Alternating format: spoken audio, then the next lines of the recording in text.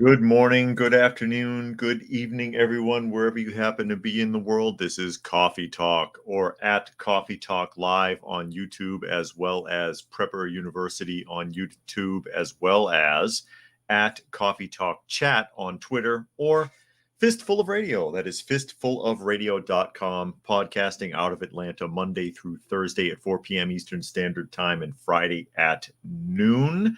So welcome everyone. And of course, we are having a chat about what is going on in the world, taking a look at some of the things in the news and having an open discussion. And of course, there are cats.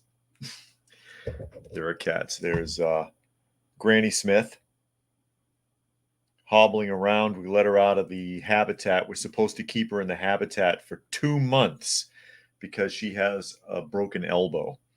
But I just can't do it to her. I can't keep her cooped up like that for 8 weeks. It just doesn't make any sense. It just doesn't seem fair to me. But, hey, what are you going to do? It's one of the strays we're taking care of. The kittens are gone, of course. Most of you know that already. The 3 kittens that we had have already been adopted out as we move on. Now, naturally, for those of you who are listening and not watching, I try to read through as many of the comments as I can so that you can keep up with the conversation. For the people that are able to join us on the live portion that takes place on YouTube, on Coffee Talk, and on Prepper University on YouTube at 2 p.m. Eastern Standard Time. And I'll go ahead and I'll read through some of the people that have chosen to chime in here. I see Helter is here. I see Alabama Prepper. He says he can't wait. He loves the channel. Thank you. Urban is here. Dragon is here. Monkey 99 or 99 monkeys. Preparedness Veteran is here. Boogers is here. Bingo is here. Daisy is here. As people are starting to chime in who want to join in on the conversation, the conversational portion thereof. Oh, and by the way, for those of you who saw the short on Prepper University, and I was like, what is this, mortar fire? I'll explain that here in a moment. Chris is here, Chris Servin, and Armored is here. Armored Ghost says, strange state of the world. One war after another, constant propaganda. Daily life doesn't seem that much different, though. No, it doesn't. But I had shown a short, and of course you get bombarded with like BS comments, and I've kind of accepted the fact that most people don't know what they're talking about. And they're like, oh, well, you're a moron because that's obviously fireworks. It wasn't fireworks. It was explosives. And through the grapevine here, unofficially, a few miles out in the direction where that was coming from in that short, where you hear that pa-pa, pa-pa, and that's what got our attention, because I'm sitting there looking at my wife, and she was like, that sounds like mortar rounds. And it's like, well, let's go look. Everybody was out in the street because it was so damn loud. And you could see the flash, and the flash is going up. You hear the pa-pa, and then a flash going up, not across. It wasn't fireworks. There's a training ground a few miles in that direction where they've got some abandoned buses and some wooden structures and things that the police use from time to time. And word is they were busy that night. So, yeah, it was explosives. Flukeman says, hello, everyone. Has anyone heard about silent walking? A new movement started by a millennial is when you're taking a stroll without AirPods, phones, and etc. The person started was scared or scarred, and it says to be continued. I guess there's another portion that'll pop up here, and I'll catch it when it comes out. But we will go ahead and get started with taking a look at the news. And we're going to be taking a look at the Philippines. The Philippines, actually. How far can you stretch things, Biden? How far can you stretch it? And I understand there is a treaty here, but this comes from Market Watch. This is, it's starting to creep into the news. This wasn't being talked about, but now it is. U.S. repeats warning it will defend Philippines after China ships ram vessels in Manila. And I see Michael Adams has joined us today. Thanks for popping in. And there you see a ship actually getting broadsided there. Manila, Philippines. The United States renewed a warning Monday that it would defend the Philippines in case of an armed attack under a 1951 treaty after Chinese ships blocked and collided with Filipino vessels off a shoal in the South China Sea. Here we go with this again. Philippine diplomats summoned Chinese embassy officials in Manila on Monday for a strongly worded protest following Sunday's collisions off Second Thomas Shoal. No injuries were reported, but the encounters damaged Philippine Coast Guard ship and a wooden-hulled supply boat operated by the Navy personnel, officials said. President Ferdinand Marcos Jr. called an emergency meeting with the defense secretary and other top military and security officials to discuss the latest hostilities in the disputed waters. The Philippines and other neighbors of China have resisted Beijing's sweeping territorial claims over virtually the entire South China Sea and then some. Like Manila, have sought U.S. military support, and incidents multiply. And that is true. I mean, they claim to own the whole thing. After the meeting, Defense Secretary Gilberto Teodoro blasted China in a news conference for resorting to brute force that he said endangered Filipino crew members and for twisting the facts to conceal its aggression. The Philippine government views the latest aggression by China as a blatant violation of international law. Teodoro said China has no legal right or authority to conduct law enforcement operations in our territorial waters and in our exclusive economic zone. Marcos ordered an investigation of the high sea collisions, Teodoro said, but he refused to disclose what steps the Philippine government would take. Why would he tell you? He's going to keep that quiet. As we catch up some of the comments here really quickly, Preparedness says if any escalation was to develop down there, it would be through shipping getting concerning. And Fluke Man, finishing his comment, it says, sorry, scared. It was a typo. Scared for the first 2 minutes, but after it was amazing. His mind was free from modern apps, music, and etc. Amazing ideas came to her mind to solve problems for her business. Yeah, it's because you're not currently distracted. You don't have a constant stream of information being thrown at you. And it reminds me again, and I brought this up before, a good future-based television show, which is actually a BBC show, which is shocking because the BBC produces garbage nowadays. But it's called The Feed. I think it was only one season. It was slated for more than that, but it didn't make it. But in The Feed, it's set in the future, and everybody is hardwired. So they don't carry a cell phone. It's in their head. And there's a constant stream of information, and you can see and hear it. And younger people who are wired, if there's a blackout, if the feed goes down, they have a seizure. They fall out with convulsions because they're addicted to the constant input. Dragon says China wants to control the waters of Taiwan and the Philippines. Russia has already backed North Korea. They want to exhaust the Western countries financially as much as they can. Well, it's working. Helter said China preventing the Philippines from resupplying on the second Thomas Shoals like a robber forbidding a house owner from bringing food into his own house. Yeah, but they've been doing that for years. It's escalating. It's going to continue to escalate. And there's a lot going on with China right now behind the scenes. And I've got a couple of more snippets about China, not just this. And again, this has not really been prevalent in the news, but it is important, especially since the Navy is diverting fleets to the Philippines now because of this. That is, the U.S. Navy is diverting fleets in that direction. Urban says, I doubt we'll see as many anti-China demonstrations as there are against Israel because we need China for all our dollar store crap. No kidding. And Preparedness says, feed equals sounds like The Cell from Stephen King.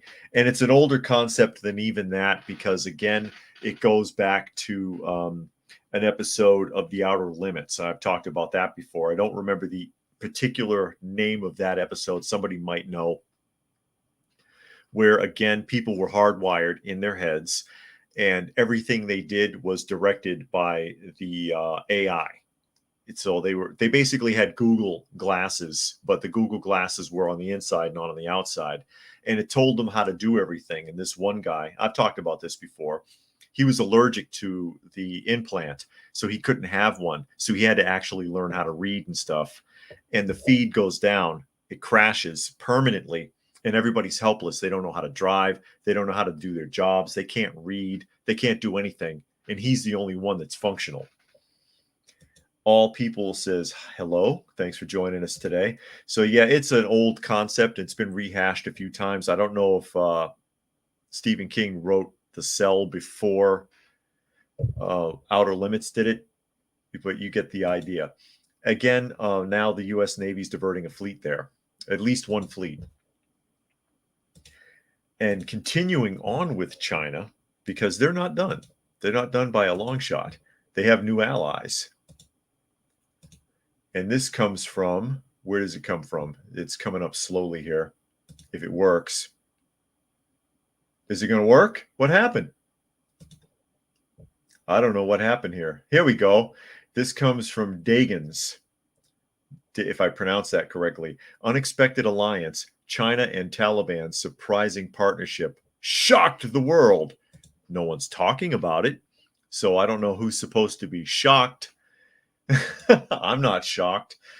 Amid evolving geopolitical dynamics, China and Afghanistan are perhaps entering a new phase of economic cooperation. At the recent Belt and Road Forum in Beijing, President Xi Jinping emphasized the potential benefits of increased interconnectedness between nations. Taliban member and Afghanistan's Minister of Industry and Commerce, Nuruddin Azizi, shared that the nation's rich mineral reserves, particularly copper and gold, have piqued China's interest. I bet it has.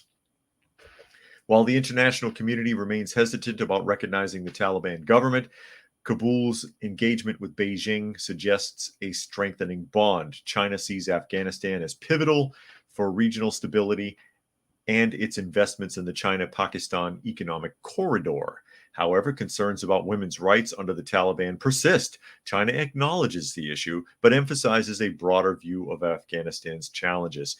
That's really kind of pointless, Stephen, bring up concerned about women's rights. You think China gives a crap about women's rights in Afghanistan? People in the West are the ones that protest that stuff. They won't ever go to Afghanistan. They won't go to any of these countries, but they'll protest it here where it's nice and safe. China doesn't care what they do in their government as long as they can keep their agreements. Continuing to the article, in return for stability assurances from the Taliban, China offers economic support for Afghanistan's reconstruction. This unexpected partnership promises to reshape regional geopolitics. Why is this unexpected? This is not unexpected at all. It doesn't surprise me at all. And it ties in with the direction that China's been going in. I'll catch up a few comments here. All People says James Cameron was successfully sued for basing the Terminator on an episode of The Outer Limits. Well, it's loosely based on The Outer Limits, as well as it borrows elements from all over the place. It borrows elements from Westworld with Yul Brynner, as well as from the movie Colossus, which is an excellent film. I believe Colossus is from as far back as 1971, 1972. Major anti-AI movie. If you haven't seen Colossus, you're missing something.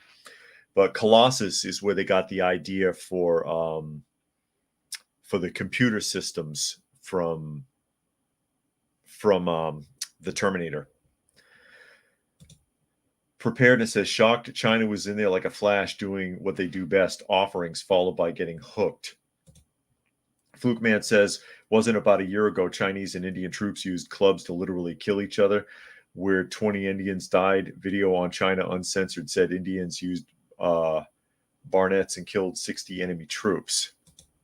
And Chris says China moved in right after the U.S. left, also for the lithium. Yeah, no kidding.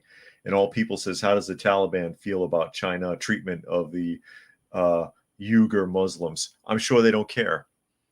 They don't care as long as there's a deal going on. Dragon says it's all about business, and Afghanistan has struggled to attract investment. We fell short in providing the necessary infrastructure supporting the nation. And Legends is here. He says, glad to be back. Helter says, people with the same social values and beliefs always stick together. And Monkey says, I don't know how the Taliban and Chinese suddenly friendly relations is world shocking when I knew it would happen after the Taliban took over. People pretending to be shocked. The media, oh my God, how is this possible? Because the Taliban is and you heard it in the article, and I'll go back to it right here. Where is it? What is the article concerned about? Women's rights under the Taliban. Women's right, like China gives a damn about that. Like they care, like they take that seriously. Oh yeah, sure. Sign the treaty, sign the paper. You give us your gold, you give us your copper, you give us your lithium, we'll pay you. Yeah, women's rights, sure. We'll look into that. It's only the West that cries about that stuff. This is the best the article can come up with is women's rights. There's a lot more going on than that in those countries. There really is. But yeah, whatever. Whatever. But we're not done there. We are not done there with China. And it's leading up to something. I'm going to get to the point here.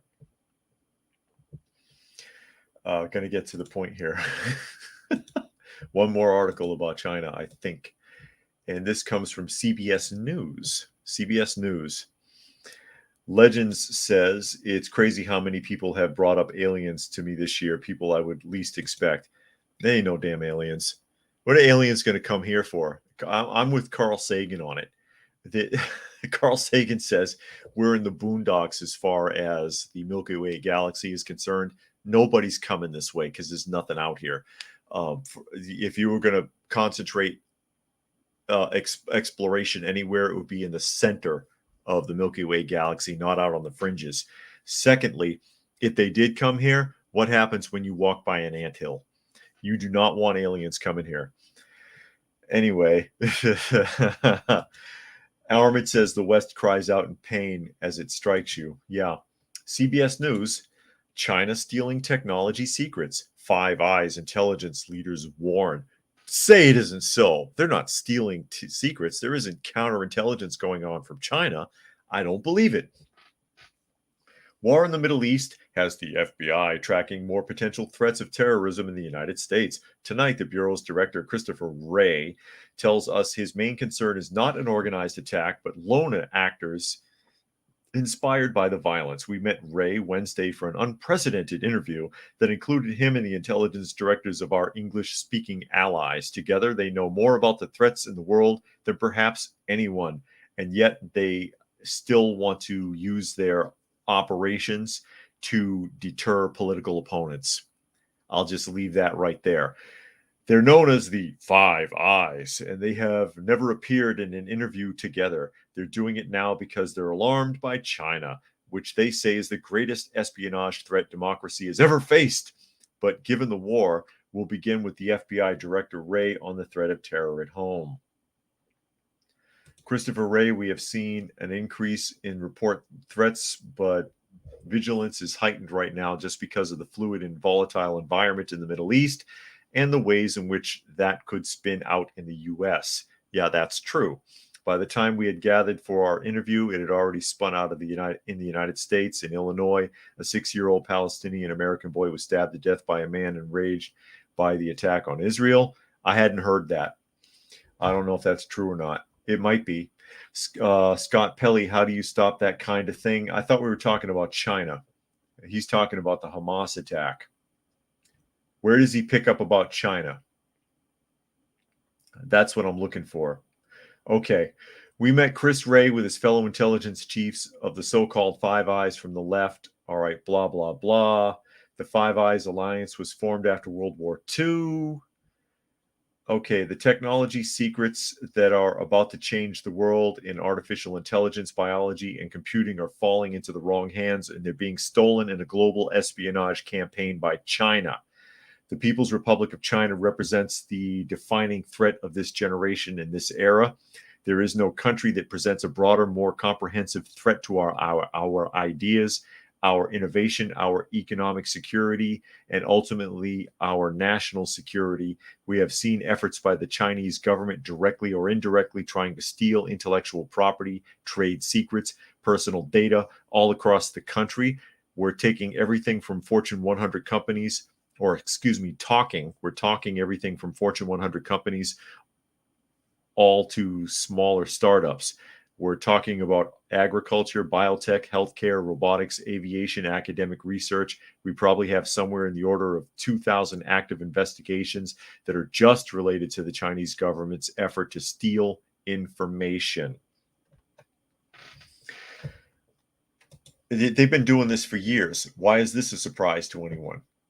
Just throwing that out there. Sorry for the flubs. And he does repeat himself a couple of times, like when he said hour, it's there like 3 times. And let me catch up a couple more comments here. Rodney says China cares about China, and hardly even. Their foreign policy is always an outgrowth of that. Sportsmobile says the world is like the zombie apocalypse in the Omega Man movie, all about the jab. Legend says, same, I'm with you. It's just weird that all of a sudden people bringing it up. Yeah, because they're being led in that direction and they want to believe in aliens. And people think that if aliens come here, they're going to fix everything. Oh, we're going to be able to use their technology. You can't get along with each other. You think you're going to get along with freaking aliens? Seriously? Booger says, I'm ready for the aliens as long as they are the Mars attack ones. I should have the music to combat them. Okay. And Chris says aliens did come here a few years ago, but they found no signs of intelligent life. And Monkey says the West gets more and more pathetic every day. Tom E is here. Thanks for joining us today. That's Sportsmobile said something similar. They don't think there's intelligent life here. It doesn't seem like it. Monkey says also, have you heard anything about the news with the watch out, these particular candy bars, candies contain XX and X. If you have them, throw them out type of news? No, I have not seen that. And Urban says Britain is basically under unofficial Sharia. America, take notice before it's too late. Now, the reason that I'm talking about all this is things are escalating with China recently, because the only reason China would be that blatant, I mean, they're actually ramming ships in the Philippines. Okay, they're blockading shoals. They're causing a lot of problems. They're escalating things with Taiwan, which they've been doing that for 50 years anyways, but they're escalating things with Taiwan again. And it's enough of a threat that we're moving Navy units, U.S. Navy units, out to the South China Sea. They're blatantly trying to steal information. They're making deals with enemies of the West, the Taliban, Afghanistan, most prominently, because they see extreme weakness in the in the West. Again, analogical thought society. They think very differently than people in the West with their rational, logical thought society. If they see a weakness, they're going to exploit it. They see a supreme weakness in the infrastructure of the West, in the governing structure of the West, particularly in the United States. The current administration in the United States is extremely weak, and it's very obvious. You can't hide it. And their answer to everything is to throw more money at it. They're throwing money all over the world. They're fighting a war on 2 fronts between the Ukraine and Israel. And even if it's only in terms of money and equipment, we're still paying for it. It's still coming out of the taxpayers. They're crushing us with taxes. They're wasting the money. So, hey, let's give you a third front. Good luck, America. Good luck with that. And they'll keep it up as long as Biden's in office, unless somebody stronger replaces him. If somebody comes up that they don't want to mess with, who seems like a strong leader, they'll probably back off, because that's the mentality. They're testing the West, and the West doesn't have the coconuts to really push back right now. None of these Western countries, I think, have what it takes. Or as Mick Foley used to say in the old WWF, they lack the testicular fortitude. Cruising is here. He says, I know this is not related, but it's something I think you should look into. Federal law requiring lockout tech to be installed for the government into all vehicles made after 2026. Yeah, I've heard something like that, so that they can take over your car. They can take over your car's computer and turn it off.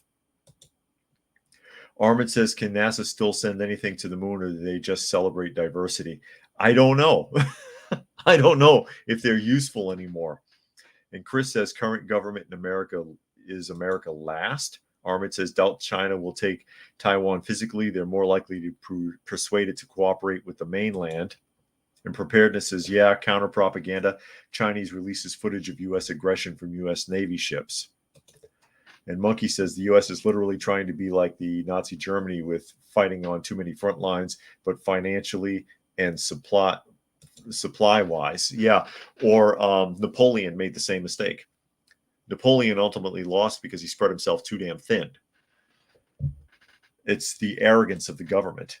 Rodney says these proxy wars will continue to expand and escalate as long as the Uniparty holds sway over the United States. But yeah, they're going to continue to test us. They're going to continue to spread us as thin as possible. And they're stupid enough to do it. They're stupid enough to do it. Urban says if car lockout happens, I'm sure the criminals will get an exemption. Yeah, all they have to do is say it's racist. You say it's racist enough time, and then only certain people's cars will get locked out and other people will be exempt, or else they'll sue the government. All the more reason to have a used car, I guess.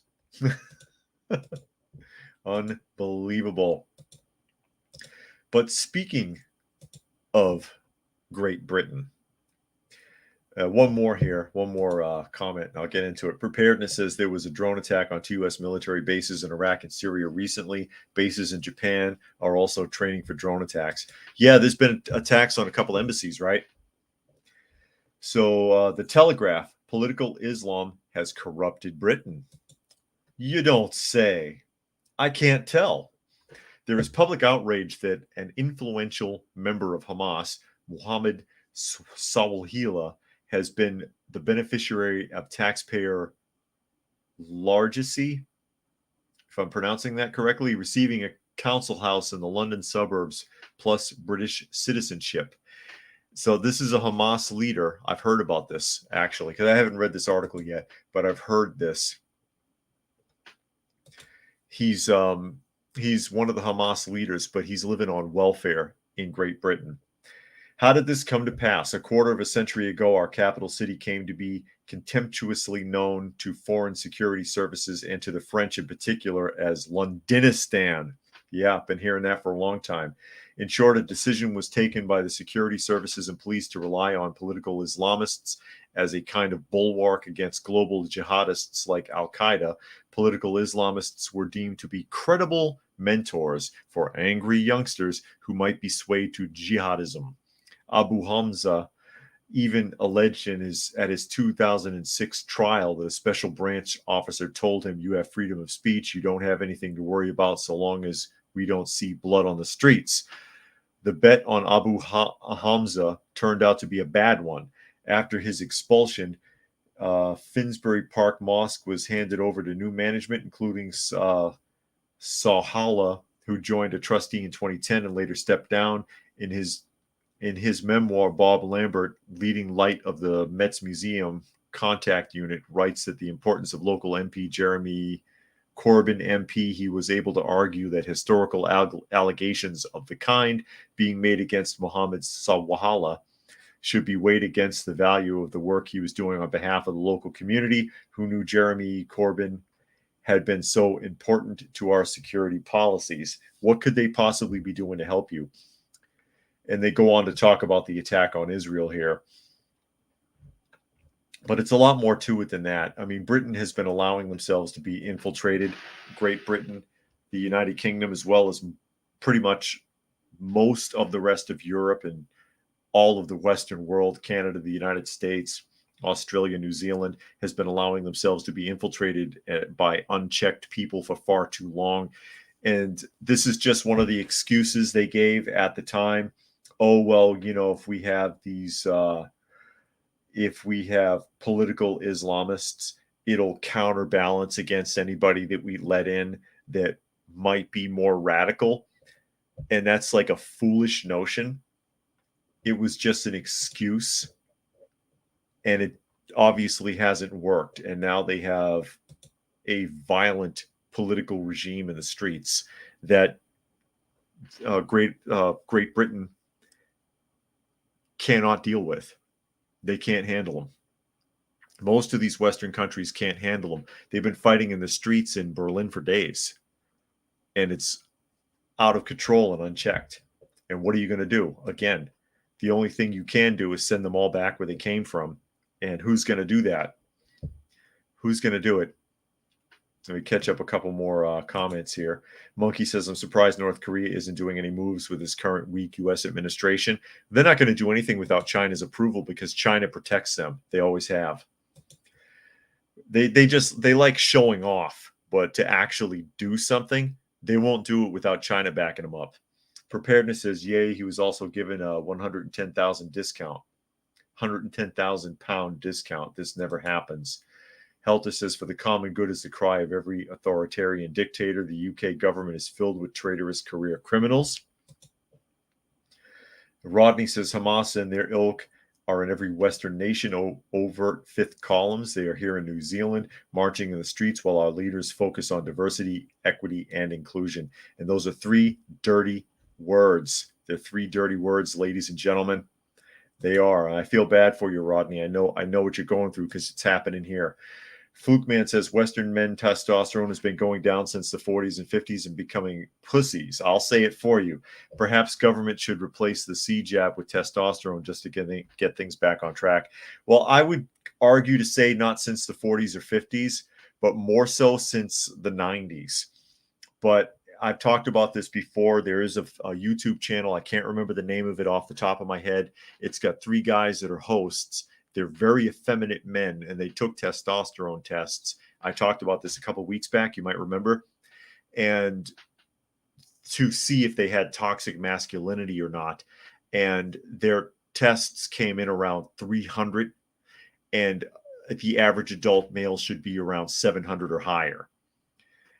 And they were like, oh, good, I'm not toxic. And it's like, yeah, you're not a man either. You know, a 300 or in the 300 range, you'd expect the man to be around 80 years old. The average man should be around 700, I believe. And if you're athletic, even higher. So what the hell is happening to the men in this world? It's disgusting. Dragon says Britain is led by a liar who cannot be trusted about government integrity, professionalism, and accountability at every level. Join the club. That's most Western governments right now. And Preparedness said Britain has tried to be the perfect community, a mixture of cultures in which no one is offended, never works, and it's too late. I absolutely agree. And Rodney made a donation to the channel. Thank you, Rodney. He says, here's a few pennies for the kiddies and maybe some supplies. Thank you. And here's Granny Smith. I'll let you see Granny Smith real quick. There she is sleeping in here. We're supposed to keep her locked up. The vet told us, I mentioned this when I first started the broadcast today. We're supposed to keep her locked in a cage with food, water, and a litter box for 2 months. And I just haven't got the heart. It's because she has a broken elbow, but she's so lonely and very affectionate. She's never been an indoor cat, but since we obtained her, because somebody was watching over her and couldn't manage her and gave her to us. Never been indoors before. She has not made a single attempt to go near a door since the day we brought her in here. It's incredible. She just really wants to be an indoor cat, and she's just resting there comfortably right now. Poor thing. I feel bad for her, and that's why I let her out of the cage today. But thank you very much, Rodney. I really appreciate it. Armin says, if you go to London today, you see white Britons less than 50% of the time. And one more here, and I'll open up the next article, which leads into this again. Urban says, in Britain and Australia, police have been warning the Jewish community to just stay home. And here in the United States, gun sales have skyrocketed again, and gun stores are reporting it's a lot of people from the Jewish community. And I can't blame them. I mean, they feel their lives are in danger and they want to arm themselves, and they have a right to do so. I totally get it. So continuing on the previous article with a new article here from Fox News, because it was mentioned briefly in this article, but I'm going to bring it up. Hamas terror chief exposed as living in London public housing project funded by UK taxpayers. You got to love it, folks. One more comment. Urban says, if you want to see a proper beta male, check out the words of Sir Mark Rowley, head of London's Metropolitan Police Service. You know, you can be a beta male and still be a stand-up guy. Anyone here familiar with the show Gunsmoke? I love the show Gunsmoke. And you got Matt Dillon, and you've got in the first part of it, because it's actually 20 seasons, it was on the air for 20 years. You had Matt Dillon, and Chester Good was his assistant. Later on, somebody else took Chester's place years later. But Chester Good is a beta male, but he's brave. He follows instructions. He's a stand-up guy. He's not worthless. Matt's the alpha. He's the beta to Matt. But you don't want anybody but Chester at your side. He's a great guy. What we're dealing with is C, D, E, F, and G males. We're not dealing, like actors. They have A-listers and B-listers. There's C, D, E, F, and G listers now. And instead of alpha and beta males, we have Kappa, Gamma, Delta males, and on down the list to the point where it's absolutely ridiculous. As they get weaker and weaker, I see guys out in the street and I'm like, oh my God. And you know what it makes me think of? And I know I'm going way down a rabbit hole here and I should be reading the article, but that's okay because it's coffee talk and we're just having a conversation here, ladies and gentlemen. In the old Marvel comics, I don't know if anybody here is familiar with Man-Thing. You remember Man-Thing from Marvel Comics? In the original Man-Thing comic series, there was a character called the Mad Viking, and he was an old dude. He was an old man, but powerful and muscular and tough. And he was a serial killer who killed weak men. That was his target. You know how like you had the Fool Killer from Marvel Comics who kills people he thinks are stupid? The Mad Viking killed men who he thought were wishy-washy, milk-toasty, disgustingly wet and weak men. And he would beat them to death with his bare hands. And he was considered a villain in the Marvel universe. He was like, you weak piece of crap, I'll murder you. And he just beat somebody to death and break their bones. And it just makes me think of that. I just had to throw that out there. Anyways, Armored says if gun sales are up because of Gaza, wonder if gun laws will relax like Israel did. Easier to get CCW, etc. Still seems unlikely for California and New York. Well, California and New York is where things need to jump off then, as if they're not already. But I'll go ahead and jump into the article. And again, this comes from Fox. It says, a Hamas leader was discovered living in a government-subsidized London home, despite previously running the terrorist group's operations in the West Bank, the UK media is reporting. Mohammed Qassem Sawalha, 62, is a designated Hamas member, according to Israel's Ministry of Defense, who has been living in the UK for decades. A report from the Sunday Times detailed Sawalha managed to flee to England in the 1990s and secured British passport in the early 2000s, but continued working for Hamas, according to the reports. Sawalha is, if I'm pronouncing that correctly, I might be butchering the name, I don't know, is a wanted man in Israel and would be arrested if he returns to the nation due to his designation as a member of Hamas. The report detailed that him and his wife, identified as Salson 56, were granted roughly $136,500 discount on a nearly $390,000 two-story state-funded home in London. You gotta love it. The council home is located in London's borough of Barnet, which has the highest Jewish population of any local authority in England, the Times reported. Isn't that an interesting coincidence? Barry Rawlings, the borough's leader, told the outlet that he is horrified to think Sawalha could be living in our midst. Oh my gosh, I couldn't have imagined. We will liaise with other stakeholders, including the police and the government, in reviewing the full history of the case and will take all appropriate action, he said. This has emerged at a time when communities locally are in desperate need of reassurance following the escalating conflict in the Middle East and the conflict in the streets of London, for God's sake. And we have a responsibility as the council to ensure we can give that reassurance, he added. You won't get it, but we'll talk about it. We'll form a committee, and your tax dollars will pay for it, ladies and gentlemen. It says Solhalla and his wife used Britain's right to buy scheme to buy the property in 2021 at a discount that was roughly just $600 less than the maximum discount available. The Sunday Times reported, wow.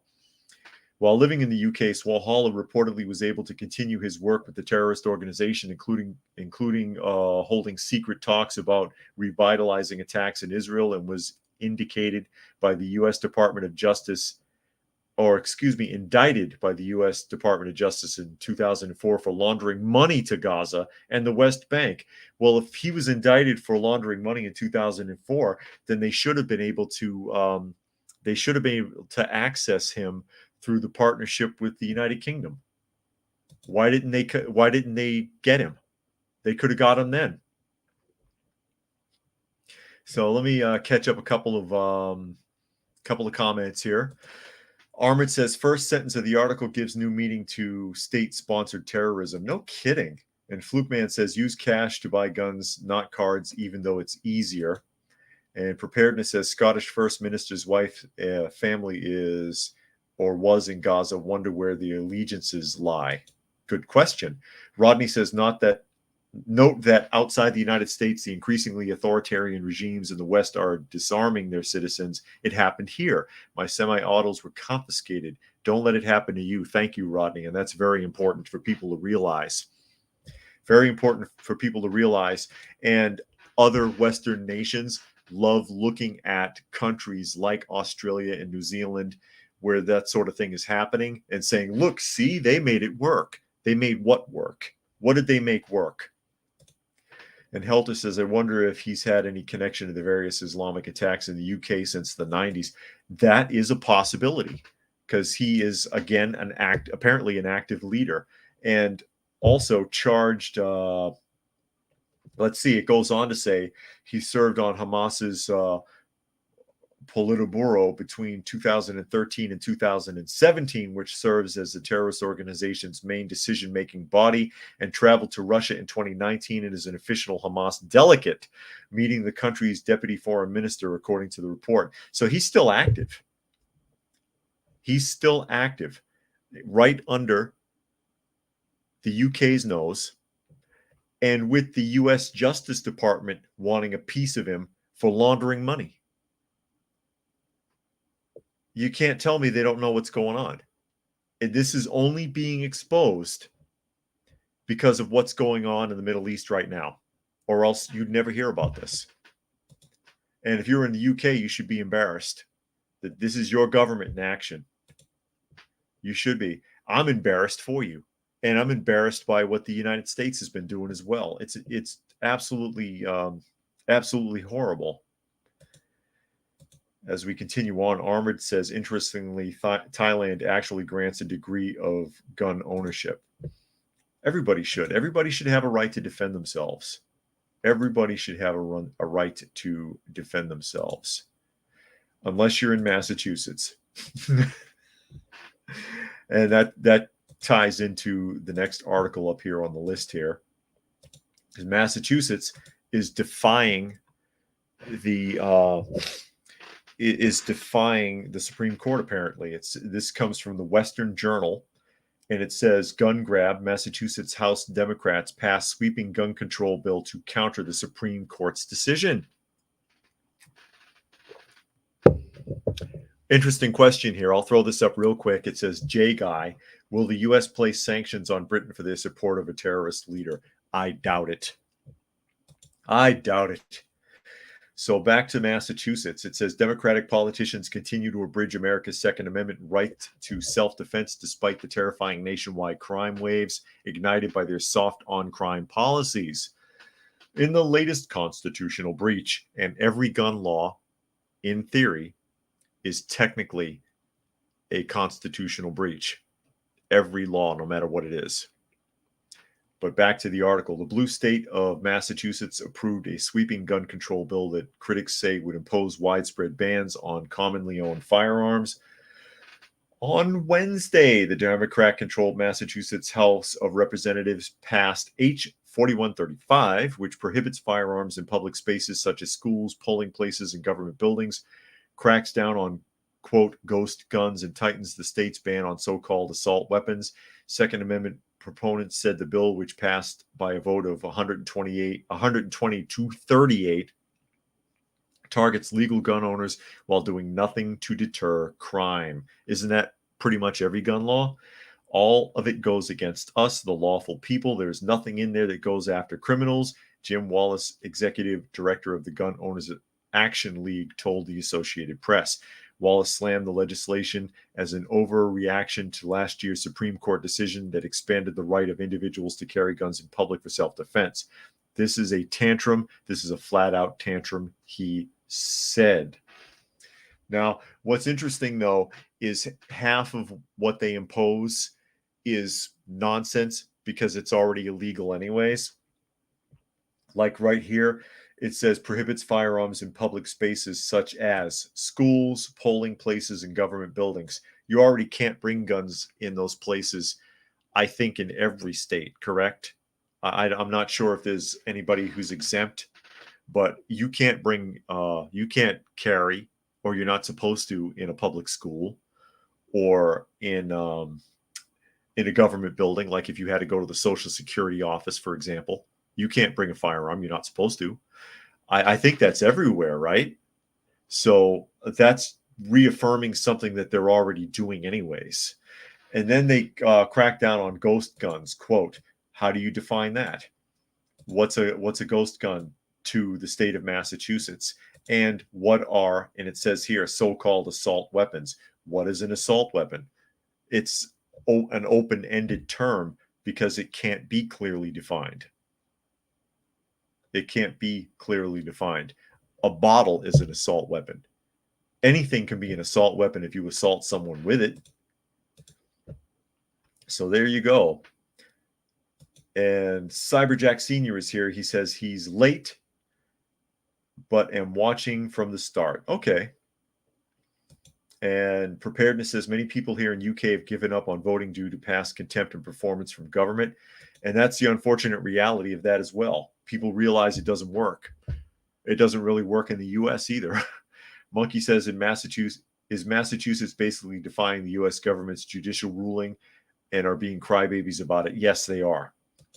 And Helter says Massachusetts is going backwards, making it hard for law-abiding citizens to purchase, own, and carry firearms for sport and personal protection. And Dragon says, I fail to see anything in this bill that will stop criminals from being criminals. No, there's nothing there. Nothing. And that's the argument. There never is. Again, laws are for the law-abiding. They make laws, and people who choose to obey those laws are the ones who obey them. People who choose to ignore those laws do whatever the hell they want. And if they want to own a gun, if they want to steal a gun, if they want to manufacture a gun and use it to harm someone, they're going to do it, whether you make a law about it or not. It doesn't freaking matter. It doesn't matter. And that's most of these laws. It doesn't make any sense. It's a waste of time. It's a waste of your taxpayer dollars, all the committees that they have and all the investigations and all the garbage that comes up. That's what Fluke Man says here. Can you define what an assault rifle is? No, you really can't. My belt is an assault belt if I whip somebody with it. I mean, how do you do that? Next article here, speaking of waste of time, New York Post says ex-New York City Mayor de Blasio deliberately held back cops during George Floyd's protests. New Melissa DeRosa book claims. Former Governor Andrew Cuomo's top aide Melissa DeRosa has claimed that the then Mayor Bill de Blasio deliberately failed to deploy enough cops during the 2020 Black Lives Matter protests in New York City because he feared violent clashes between the police department and protesters would embarrass him. Okay. Like many other issues, how to handle the protests that erupted over the police killing of George Floyd in Minnesota triggered disagreements between Cuomo and de Blasio, recounts DeRosa in her forthcoming memoir, What's Left Unsaid, My Life at the Center of Power, Politics, and Crisis. We learned that a high-ranking member of the police union had reached out directly to the governor that morning with disturbing information. He believed that de Blasio feared of more policy clashes with protesters going viral on video, was purposefully not deploying additional bodies.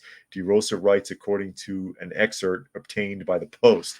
As a result, knowing they were outnumbered, officers were unwilling to take on the looters.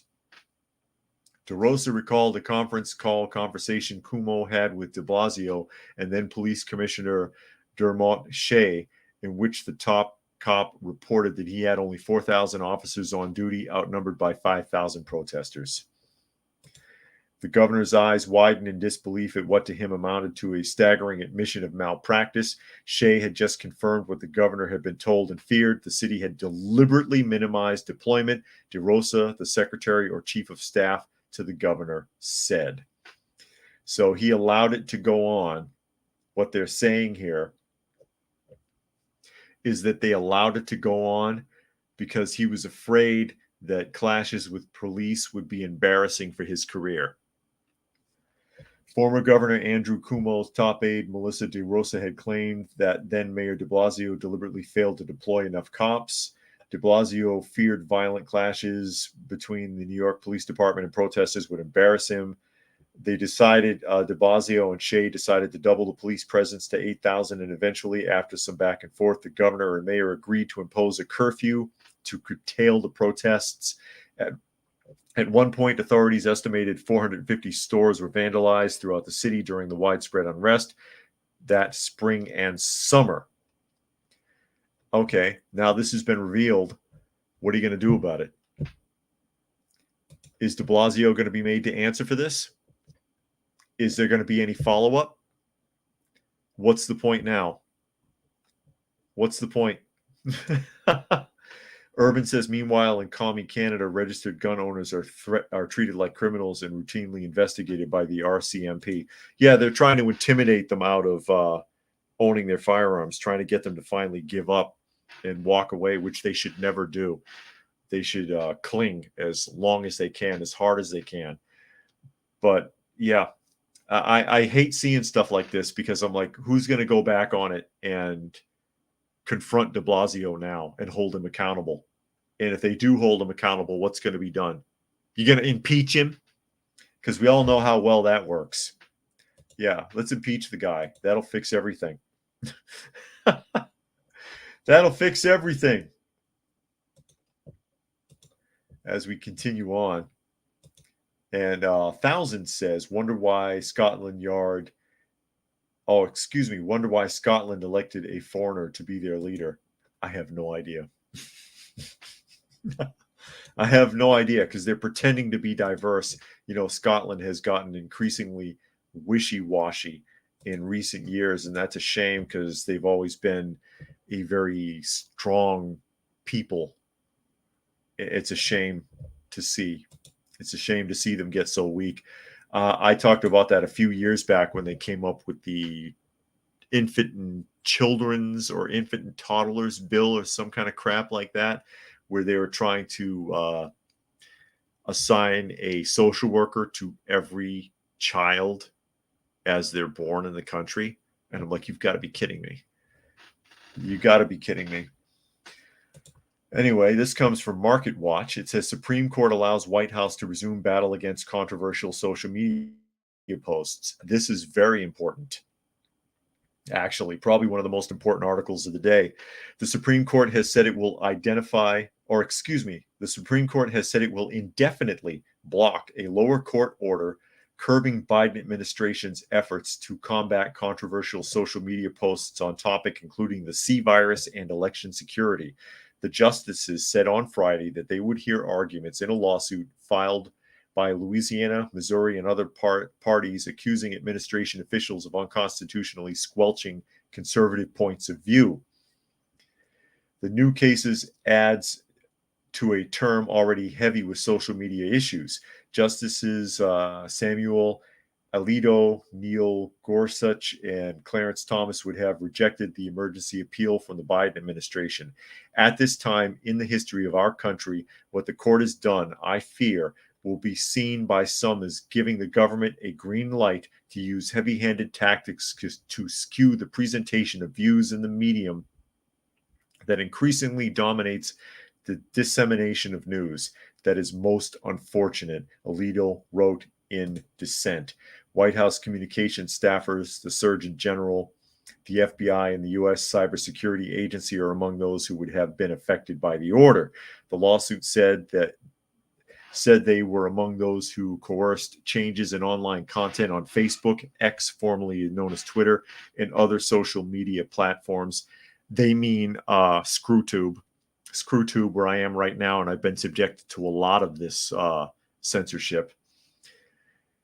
Notably, the companies themselves are not part of the litigation, because it's been revealed a lot in recent months that the Biden administration had been coercing YouTube, Facebook, Instagram, Twitter, and other platforms in altering information, blocking information, anything to do, particularly like they said here with the C virus or with questions about the last presidential election.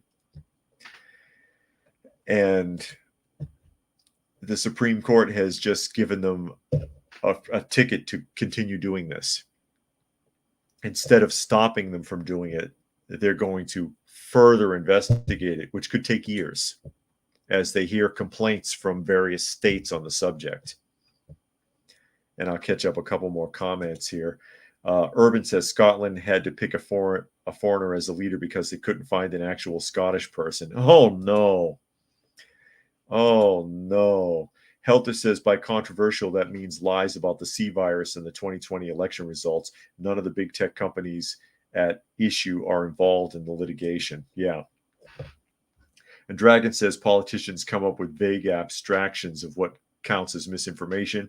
It's not a good idea to let people who misuse tax dollars be in charge of what is and what isn't misinformation. And then you can't trust it anyways, because I'm sure pretty much everybody here already knows that in the lawsuit a couple of years ago with Facebook, it was like 2 years ago, right? That Mark Zuckerberg admitted that their fact checkers are basically using opinions. They're not actually verifying anything. So, yeah, you can't even trust that anyways. And you certainly can't trust it when the government is telling you what is and what isn't. The whole idea behind free speech is to be able to work against that and say, okay, you know what? I heard this, but I don't believe it. I want to be able to investigate it myself. And if I find anything fishy, I want to talk about it. I want to talk about it. You want to talk about misinformation? I don't see them stopping anybody from saying the earth is flat. Get anybody in government to say that the earth is flat instead of round. But they won't mark that as misinformation. I could put that up on Facebook all day and no one will say anything. But I've gotten in trouble on this channel for saying that I did not take the jab as misinformation. I think I know if I did it or not. Things like that. It's insane. It's absolutely insane. Urban says, I have the answer to war. It just came to me over a bowl of split pea soup. War is bad. We must manifest peace. Yeah, to speak it into existence. You sign a document. Write out an entire document on toilet paper and sign it and have the enemy sign it, and then they can use it appropriately. Rodney says, when Elon Musk bought Twitter, he found that the federal government had a direct line to Twitter and could get people banned, shadow banned at the drop of a hat. True. And that was one of the big issues with it. I wish he bought YouTube. It's like screwing around with Twitter. Twitter was toxic. It's not as bad as it used to be, quite frankly, although there's still a lot of bots in there. But I guess that's just the way of the world. But I wish he had bought YouTube, quite frankly, if I can say that without getting in trouble. Because, man, the way they censor things, and then they don't have to tell you anything about it. And I've shown that that letter that I had from YouTube a few months back, actually, that said that if they block you or they ban you from monetization, or they give you a strike or whatever, they don't even have to tell you what it's for. Their policy states that they don't have to even disclose why they're pursuing you or why they made a decision about you. It's incredible, but that's that's where we are. And that's, to me, one of the most important articles of the day. The fact that the Supreme Court is getting wishy-washy on it and is allowing for the US government to continue to attempt to censor social media while they, quote, work on investigating it. Yeah, they'll get around to it sooner or later, ladies and gentlemen. And with that, I'll go ahead and start wrapping up. Again, you have been listening to and or watching Coffee Talk. Coffee Talk, and that is at Coffee Talk Live on YouTube, or Prepper University on YouTube, or at Coffee Talk Chat on Twitter, or X, formerly known as Twitter, or Fistful of Radio. That's right, fistfulofradio.com, podcasting out of Atlanta. Go ahead and look it up if you get the chance. And you can find me there Monday through Thursday at 4 p.m. Eastern Standard Time and Friday at noon. And again, special thanks to Rodney for making a donation to the channel. Much appreciated. And with that, I will go ahead and wrap things up. Hope you got something out of the conversation. And we will catch you again tomorrow.